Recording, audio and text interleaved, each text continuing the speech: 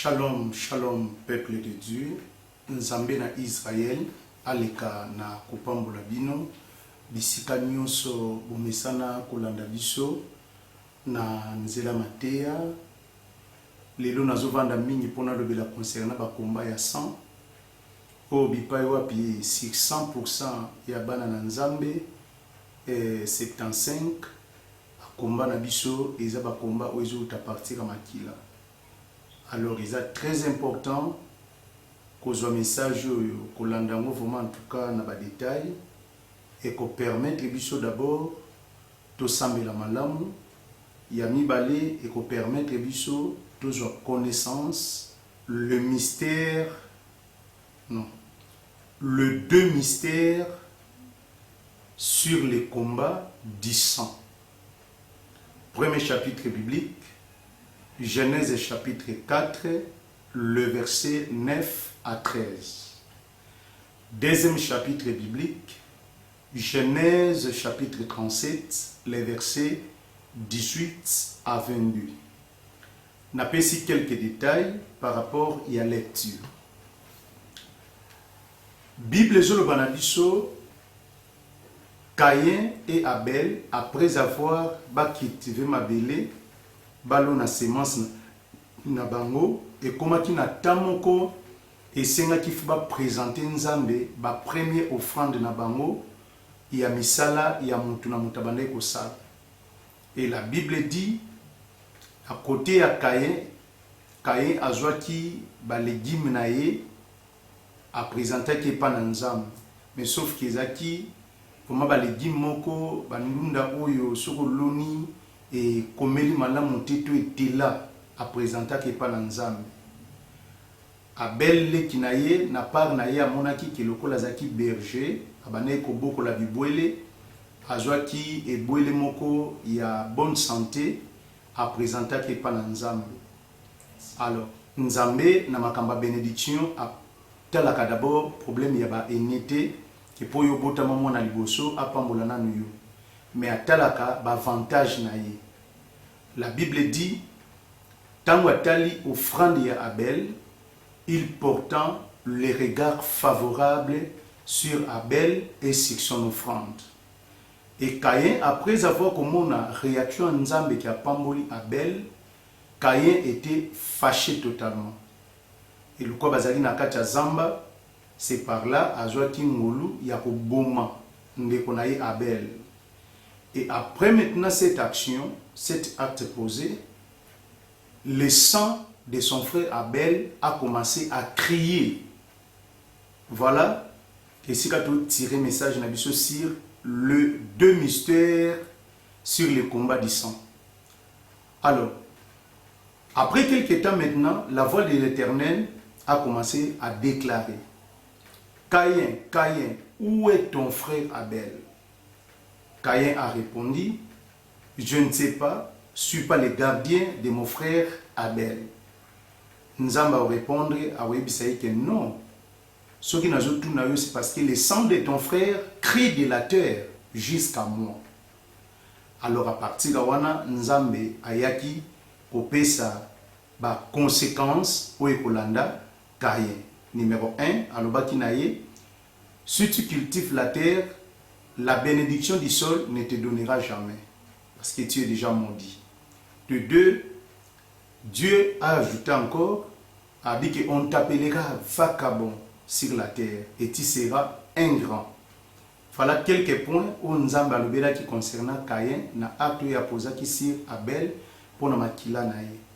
Na kangi parenthèse one. Deuxième chapitre biblique, bazo présenter biso vie ya Joseph.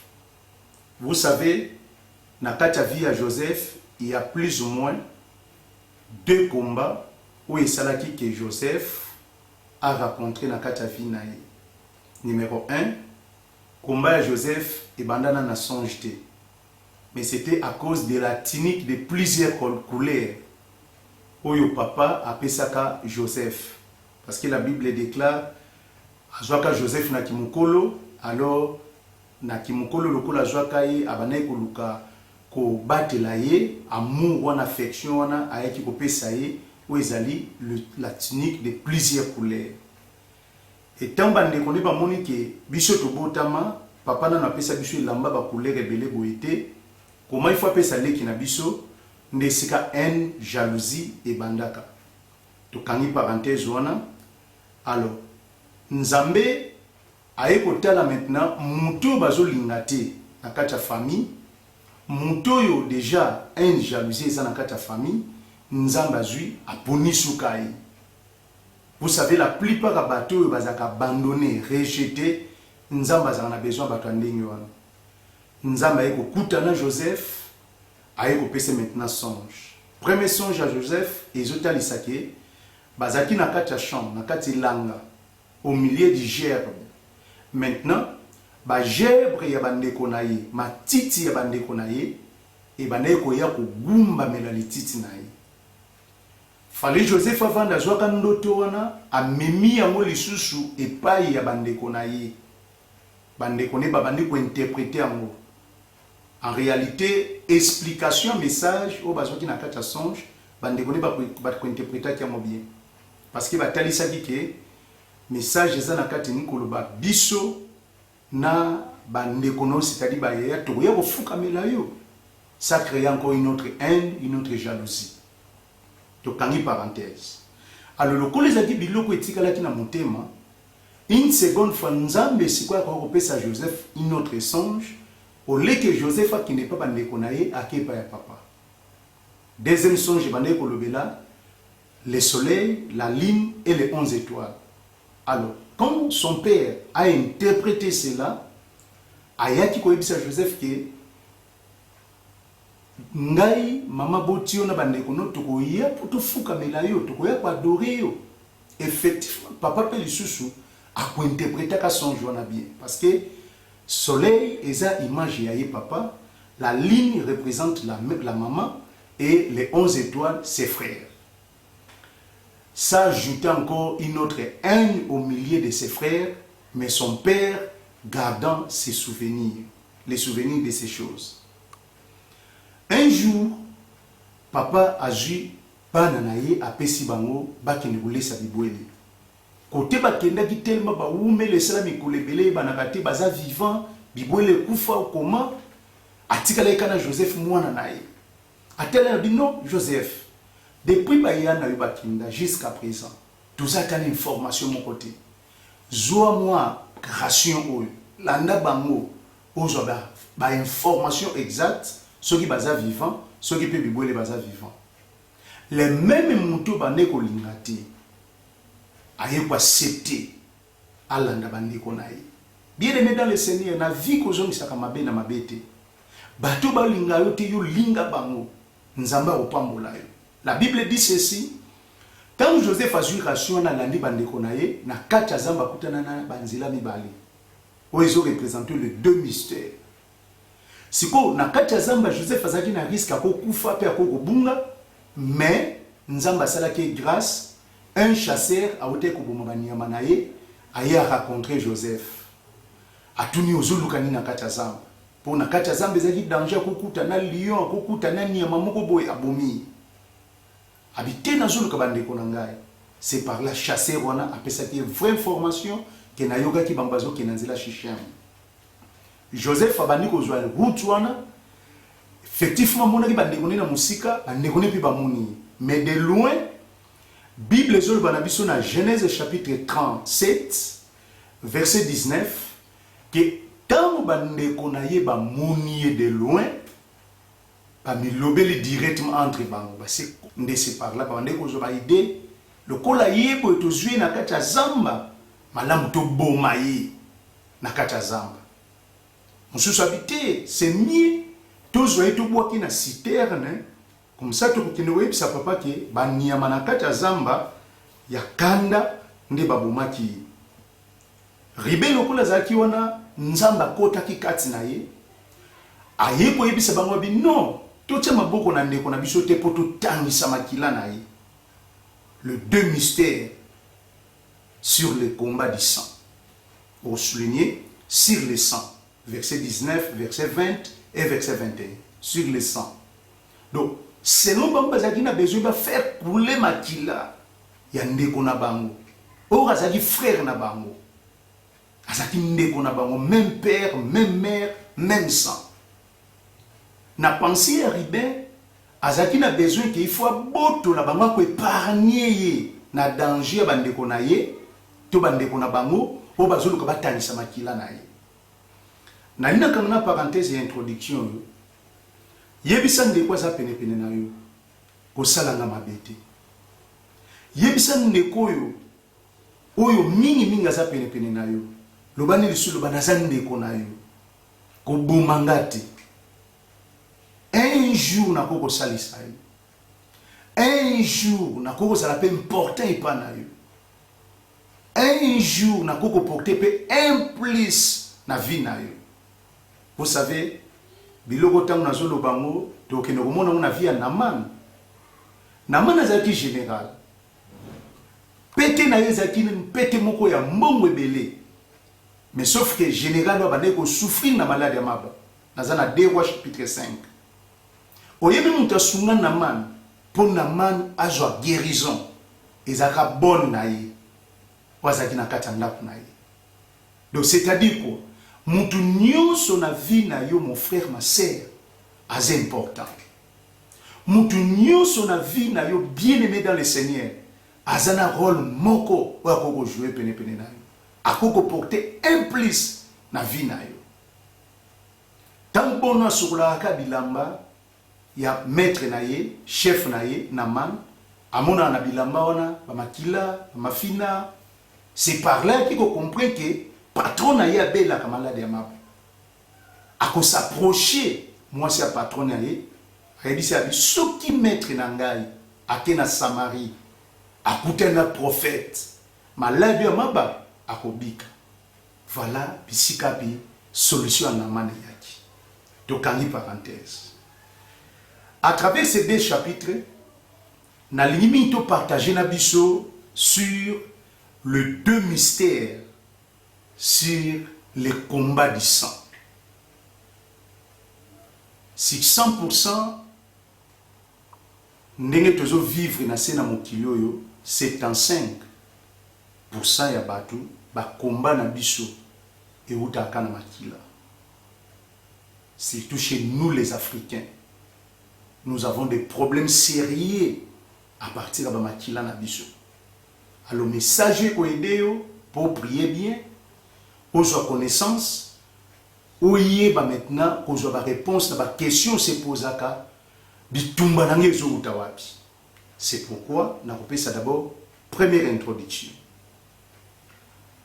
Sur le combat du sang, nous avons 8 mystères où yoko retenir avant kota combat du sang. Avant ba prière, il y a ba combat ya sang. Avant kota retraite, il y a makambo etali ba combat ya sang. Numéro 1. La kaye na yo comment les enfants. Koniza mystère mobile, matia mobile za. Numéro 2. Les sangs. Numéro 3. La famille. On peut expliquer d'abord 3.1. Mwana nyonso po bengama mwana na kati ya famille na ye ezana liaison moko ezana kati c'est le sang. C'est pourquoi on a dit bien numéro 1 les enfants. Numéro 2 les sangs. Numéro 3 la famille. Okoki kozala mwana te na libota na yo soki ozana makila na bangote. Mais chaque mwana oyo azana makila ya famille wana aza directement membre ya kata famille wana. 4e point après le sang tant ozokota ba prière na yo komba ya sang na kayi na yo koma village d'origine. Numéro 5 après village d'origine okokoma chef du village. Numéro 6 les règlements de la famille. Coutume. Numéro 7, les 7 maladies du sang. Parce que dans chaque famille, Na kati ya chaque coutume, ils ont 7 maladies où il a bana, il a bateau à partir à 100. Et numéro 8, pour terminer, les esprits de la famille. Chaque famille, il y a un esprit où il accompagne Kabango. Selon la famille là-bas. Voilà les 8 mystères où il peut permettre au côté bien à la prière, il y a combat, il y a sang. À partir de la planification, vous avez déjà une idée pour yeba qu'est-ce qui se passe dans ta vie et quels sont les esprits où ils ont combattre à partir il y a 100. Je répète ça rapidement. Numéro 1, les enfants. Numéro 2, les sangs. Numéro 3, la famille. Numéro 4, village d'origine. Numéro 5, chef du village. Numéro 6, le règlement de la coutume ou de la famille. C'est la même chose. Numéro 7, les 7 maladies du sang. Et numéro 8, les esprits de la famille. Voilà la première introduction composée de 8 mystères. Deuxième introduction, à ce qui concerne le combat du sang. Na lingaki mingi, et tant que mutu, on le vérifié, au yeba, groupe sanguin na yo. Parce qu'il y a des choses, bisobana na nzambe, ndenge tozo vivre tant que ba humain, to négligaka mingi. Parmi biloko to négligaka, mingi na kati na biso to yeba api ba groupe sanguin na bisote. Na yebite ningo zo landa ngoza na groupe nini. C'est très important moi dans nzambe ba groupe na ye. Parce que ça, l'introduction toujours que namo poto simba matin na biso sur le 2 mystères du combat du sang. Groupe sanguin est très important au yeba yango. Mais na kati ya makamete ba groupe sanguin, to ngato développer bon. To koki ko za la même mère ou encore toza même famille, même père, mais ce que vous allez constater, vous avez un groupe différent et un groupe sanguin différent. Malgré même famille, même père, même mère, mais un groupe sanguin différent. Alors, de même aussi, un groupe sanguin est différent. De Jésus peut annoncer que dans quatre familles tu as la même sang, mais bénédiction na biso ko zalaka ndenge moko te. C'est très important ya koyebaka biloko. Wana osimba ngolo la deuxième introduction. Troisième introduction sur le combat du sang, il y a 3 choses. Mwana nzambe, mosali na nzambe, oye kosenga il faut retenir yango bien. Pour me biso na chemin, il y a kokoma na matière na biso ndenge tozokende. Numéro 1, les actes posés de la personne. Les actes posés de la personne. Numéro 2, la sémence à partir du sang. Numéro 3, la transformation de la sémence dans le sang. Na pesi détail. Acte nyonso yo opposé, yeba bien que na kati na yo ekokoma sémence. Sémence wana na kati makila na yo eza capable ya ko se transformer. Numéro 1, par une maladie. Numéro 2, par un esprit. Numéro 3, par un démon. C'est pourquoi conseil nangi kozani de veiller na ba acte posé na biso. Et surtout ce qui est ba mauvais acte posé. O mutazo posé, yeba bien que na kati nzoto de Jésus sémence. Na kati bana na yo pesa sémence. Et chaque sémence na kati nzoto ou dans le sang, et y a qu'à se transformer. 1, par une maladie. 2, par un esprit ou un démon. Et 3e, par un objet.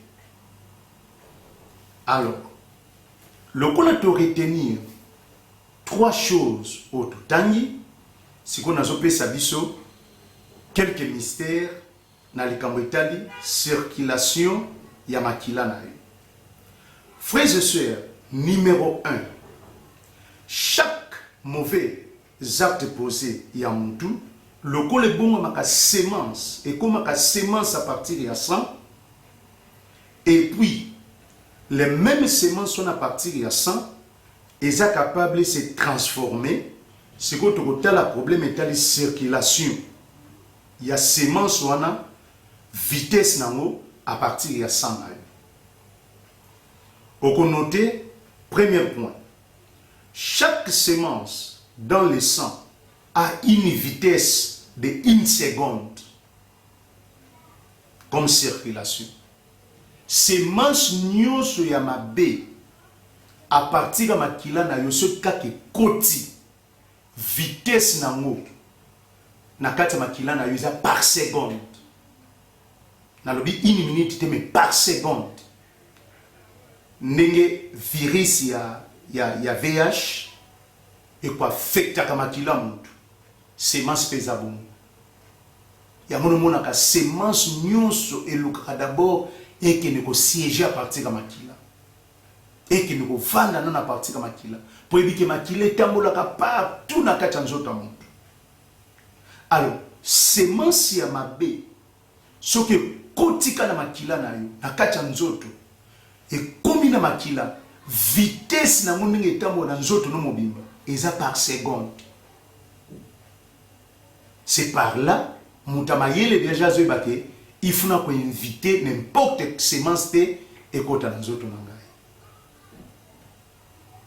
Deuxième point, lokola sémence na kata makila ndenge ezokende ko circuler vitesse na mo eza par seconde eza très rapide. Deuxième des choses, tokoya komona circulation à sémence na kati ya makila eza capable ya ko toucher tous les parties ya nzoto muntu. Oyebi ke ti na musisa misisa mikie ya misu makileza. C'est pourquoi mutsuka toboki misu au mona makileza pas. Les mêmes sang wana ndenge circuler na misu eza même sang oyezo kuma peti na manzaka na yo. Donc moins de réaction sur la koti na kati nzoto akowelisa nanu akime kovanda esika akota na makila. Pour dire que makila touche partout na tous les parties ya nzoto muntu. Anazo memayo quelque part na vie à crainte ensemble.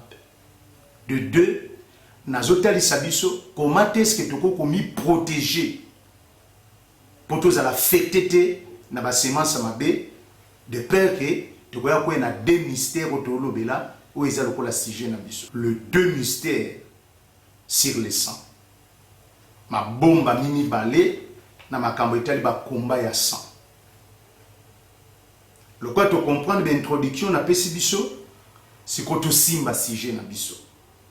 Frères et sœurs, na limina lobela mingi na vanda mingi na développer sur le deux mystères sur le combat du sang.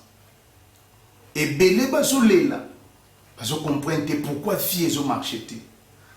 Pourquoi il y a tant de combats. Pourquoi il y a de telles réactions, de telles réalités. Mais Matthieu a eu sa réponse na yo. Oko simba deux mystères na makambo tel ba combat ya sang. Parmi les deux mystères, numéro 1, la première partie, na kolobela mingi sur le fonctionnement du sang dans le corps.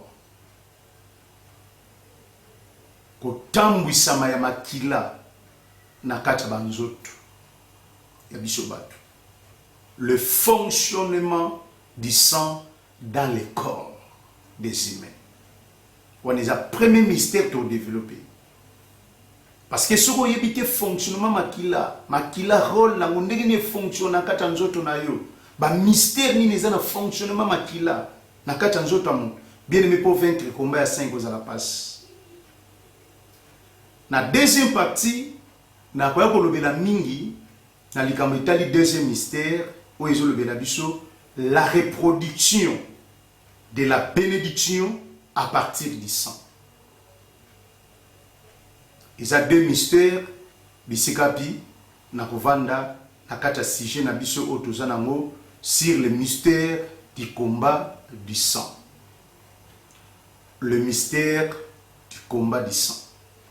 Alors, tout le monde d'abord premier mystère sur le mystère du fonctionnement du sang dans les corps des humains. Mais bien aimé dans le Seigneur, et ça n'a bisike belé to ina batu, to boya même batu, to négligent même batu, sans le savoir. Nous avons des problèmes à partir de sang. To mona mabe na ba bénédiction batu mususu. Tant que ça la business, yozana boutique, yazana boutique. To za même bureau. Ya jopa mwama yozopa mwama te o yini muninga lokola kaya zo inabel, mais sans pourtant tenir compte que tu as un problème à partir du sang. Problème amuza problème nini fonctionnement makila na yo. Mais na batia concernant combat ya sang, frères et sœurs, Nicodème Mayaki a tout ni Christ a dit que maître, que dois-je faire pour avoir la vie éternelle? Christ a répondu qui lui qui était maître de la loi, reconnu voire même dans la ville. Christ a répondu à lui que non, si quelqu'un n'est pas de nouveau. Tu bota mambalami balé, nakata mota mami balé, ne toujours comme on a souma kila Jésus purifier biso. Opération effacer les tableaux. Ba malédiction mon tata, ba malédiction mon maman. Malédiction nous sa origine nangai, malédiction nous sur la famille. Donc à partir ya sang ya Jésus, ngana komi na peto lami. Na ba virus nyo à partir ya sang ezo kweya, ali nazo banda siko viasi. C'est pourquoi l'ange de l'Éternel a confirmé à Kolobabo. Genèse chapitre 25, verset 23. A dit que Rebecca n'a libumuna yo deux nations. Mais deuxième nation est dominée par rapport à la première nation. Il s'agit de qui? De Jacob. Ils ont confirmé bénédiction parce que déjà Nzamba na musala sali. Aujourd'hui, Dieu veut faire quelque chose dans ta vie. Dieu a un travail à faire dans ta vie. Au leli mingi. Bilan na yo même ya neleki, et échec total. Ba déception aux yeux, comment bimsoma ya miso. Au bayamo kilo comment on senga liwa. Mais aujourd'hui, c'est le jour de ta solution. Yebisanza, nana besoin laver ngai. Nana besoin laver ngai. Naza femme samaritain. Naza dignité. Na kansa ki naza dans les bons. Mais vérité lobi nanga. Pesa na mayoza na mona mela. Bon na joie vie. Naza femme samaritain.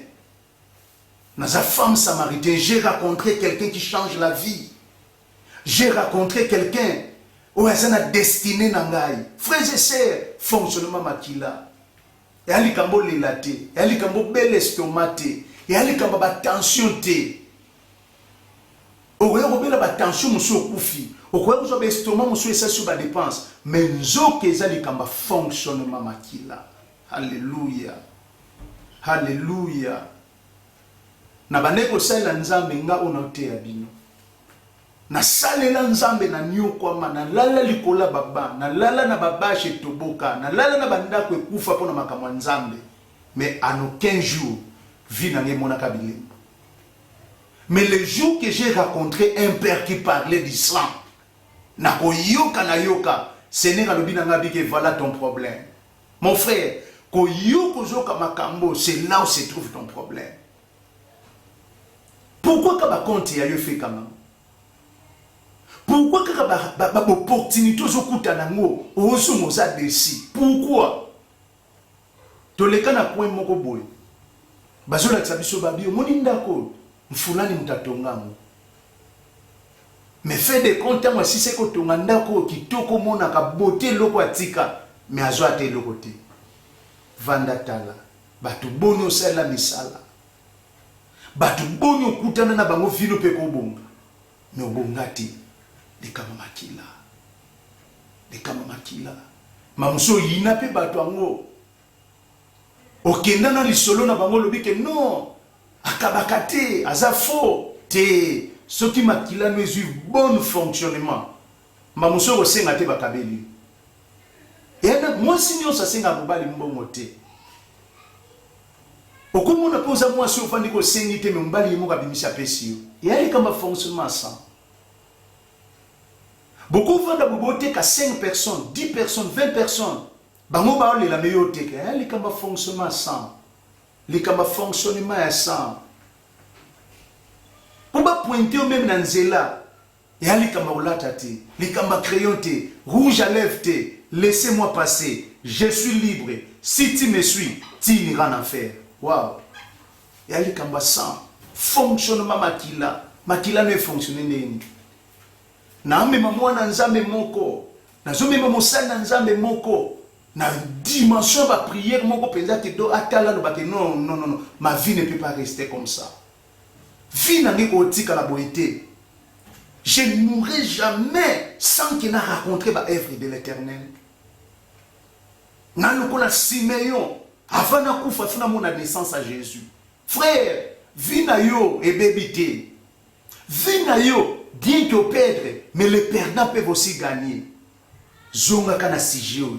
Salé la ba prière. Kota na mona chambre haute. Luke longinanza. Loba Seigneur. Na comprena quitté. Mais maintenant je suis informé. Na ki na problème ya sang. Na mibalo na ina. Na ba sio ba kendaka na ina. Na ba tumusio ba relation na ngana mona ka bazama be. Or à moi-même, il y avait un problème du sang. Makila nange ba ne ko fonctionner te. Makila nange ba ne ko fonctionner te. Quel genre de prière toko ko sala pour makila na yo et ba na ko produire. Et si le sang ne fonctionne pas, comment activer le sang pour fonctionner et produire? Bandeko ba olanda biso na deuxième partie. Vous êtes bénis mes bien-aimés. Vous êtes bénis. Numéro 3. Comment protéger la délivrance sur les problèmes du sang? Délivrance va conserver à Kamo. Vous savez combien des années dans la souffrance? Combien des années de déception et je vous ai multiplié, répété. Vous savez combien des années dans la maladie? Aujourd'hui, si Dieu te guérit à cause de cette parole, mon frère, il y a une prière, mon solution, mais le coup qui m'a été à mon côté, j'ai côté qui vendu dans nzoto na makila, malobanza, délivrance à mon terre na maté, délivrance à mon terre dans la prière te. De vraies délivrances c'est ça maté. Na mboko futo za na baté yo baté yaka. Na mboko futo za na bato ba fungola kabilo kwa bien. Pour ba nzambe bazwa délivrance. Na meseno ko bisa ba nzambe ke délivrance c'est ba na prière te mais délivrance c'est ba na maté. Na simbisu Marc chapitre 5 verset 26. Après avoir entendu parler de Jésus, la Bible dit après avoir entendu. Si cette dame n'avait pas entendu, elle n'aurait jamais pu recevoir des délivrances. Écoulement sang, elle n'est pas continuer à 12 ans, 13 ans, mais après avoir entendu. Waouh! Bien aimé, biloko zoyoka, début à délivrance. Mon frère, début à changement de mes fonctionnement makila. Quand nous avons na kiti yebisanza, Seigneur makila nanga désormais soignenga. Lavenga nazala Jacob, la lutte de Jacob avec Dieu. Ange buka Jacob loketo. Na muto babuki loketo. Na muto aza bonne forme. Na ni fasinga bando. Mais moi je luna nzamba zobisa Jacob, tala ngonga poke komo koka, tika ngana kende. Et c'est par là Jacob a compris que ça c'est l'opportunité. Alléluia. Ça, c'était une opportunité pour quelqu'un qui me suit. Mon tomokazola na Matthieu, une opportunité pour Nayo. Naïbi qui ressemble à l'église, il y a beaucoup de gens. Naïbi que ton pasteur prêche bien. Béni soit le nom du Seigneur. Je sais que ton pasteur parle aussi bien. Mais ce que tu écoutes maintenant, c'est une opportunité. Nzamba lingio. Nzamba lingio. Débit. il y a solution na yo. Débit, il y a délivrance na yo. J'ai rencontré quelqu'un qui a parlé des choses où ils avaient souffrance à vie na ngai. Où ils kanganga na kata prison. Où ils memanga zala esclave des années. Et ce qu'on vend yo ki biloko kana kit kana metu na yo et si ko na bureau kana ngozola na kata mutuka obandi kaka intercession atama loba mibale misatu bien aimé et ali kamte ko sambele belé oui so nza masalongo lu sambela na yo ata 2 heures du temps 3 heures mais le kola de ma loba nzambe ju place au commencement c'était la parole. Le problème est qu'au commencement, donner pas de livre, l'on a une parole. Le coup la parole est dans nos places et pénétrer. Tina katia, il y a cœur. Bien aimé dans les Seigneurs, c'est le début de la délivrance. Hébreux chapitre 4, verset 12. La parole de Dieu, c'est une épée pénétrant jusqu'à partager l'âme et l'esprit. Vérifiez les Écritures. Ce n'est pas en vain. Ce n'est pas en vain. Nous avons bâti un sujet sur les 2 mystères sur le combat du sang. Premier mystère, fonctionnement sang. Au Koko Pando, Zaki n'a pas garage à Mitouka, au Zaki n'a pas bien, pas dépôt, pas conteneur les oya, mais au Bambani, boum. Fonctionnement makila na yo, et boyo ke musika. Fonctionnement makila na yo, et boyo bénédiction les a multiplié. Fonctionnement makila, et sali refit total. Refit total. Ose à la place ouana. Mon dit au long place ouana, leke la kayeti qu'on a pas question. Tu au long place ouana, batumusuba eba lieli pambolé à place ouana, parce que ils avaient comme un fonctionnement makila, mais tellement nous comprendre à moté. Nous avons dit nous va, mon serviteur, annonce toutes ces choses. C'est pourquoi on a clôturé dans Actes des Apôtres chapitre 2, le verset 37. Bandeko bazana ba Bible na bino, tokotanga na bino elongo. Actes des Apôtres chapitre 2, le verset 37. C'est ça la conclusion. Après avoir entendu ce discours, ils eurent vivement le cœur touché et ils diraient à Pierre et aux autres apôtres, hommes frères, que ferons-nous? Alléluia. Alléluia. Après avoir entendu ce discours, quel discours? C'est que vous venez d'écouter. Après avoir entendu ce discours, ils eurent le cœur vivement touché et diraient à Pierre et aux autres apôtres, hommes frères, que ferons-nous? Que le Seigneur vous bénisse. Ezaki Abino Moussana Nzambe, le pasteur, Apocalypse Kitoko, l'homme de vision. Nous avons partagé Nabiso sur les 2 mystères sur le combat du sang. 2 mystères sur le combat du sang. Premier mystère, nous avons le mystère sur le fonctionnement du sang. La deuxième partie, nous avons mingi sur la reproduction du sang dans la vie d'une personne. Ce que le sang peuvent produire dans la vie d'une personne. Ba numéro na biso eza na barre ya écran. Bobenga biso toko orienter bino, toko pesa bino ba prière, oza toucher senga ba prière, to na série ba prière. Le ko les amusala to sala.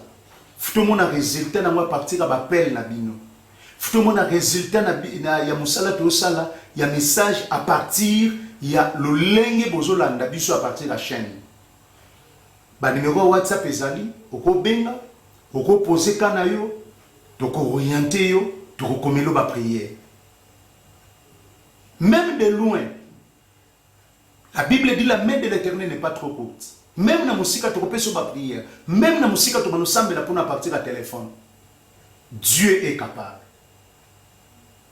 Dieu est capable. pour rejoindre solution. Donc, dans la deuxième partie, pour tout le bien maintenant, c'est que le sang peut produire dans ta vie. La reproduction du sang dans la vie d'une personne. Comment est-ce que le fonctionnement est commis bien à partir de la reproduction est commandée. Nzamba pambola bino, osa toucher, soutenir Moussala Oyo, nous avons besoin de matériel, de lumière bien, de caméra bien, nous avons besoin de matériel pour le studio. Et si tu as Moussala, de matériel, nous avons besoin d'ouverture, il y a chaîne, il y a TNT. Pour permettre de sur les chaînes déjà TNT Fumami, nous avons facilité à côté même na satellite partout dans le monde bazolanda biso. Nzamba pambola bino, nzamba peso ba possibilité sunga pe musala nzambe, nkola kozanga te ko baxela yo, kola kozanga te ko pambola yo. Nzamba pambola bino, on se revoit à la prochaine message. Bye.